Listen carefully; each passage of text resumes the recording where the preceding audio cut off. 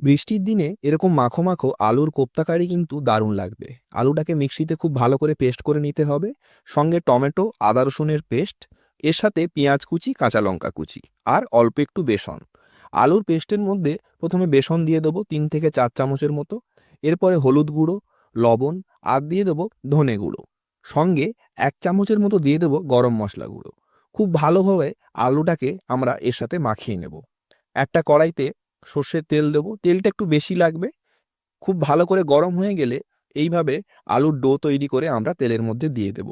দেখুন, দেখতে কিছুটা তালের ফুলুরির মতো লাগবে। দুটো দিক খুব ভালোভাবে গোল্ডেন ব্রাউন করে ভেজে নিয়ে তারপরে একটা পাত্রে তুলে নিন।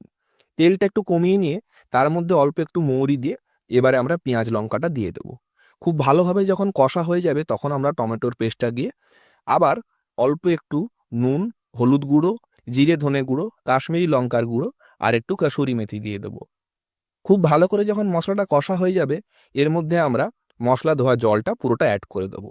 জল একটু বেশিই লাগবে, কারণ আলুর এই কোপ্তাগুলো জলের মধ্যে একটু ফুটবে।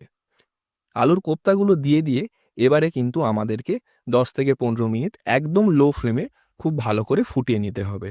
তৈরি হয়ে গেল আলুর কোপ্তা কারি। নামিয়ে নিয়ে রুটি, পরোটা, লুচি, গরম ভাত, পোলাও যাই দিয়েই খান, এই বর্ষার দিনে কিন্তু দারুণ লাগবে।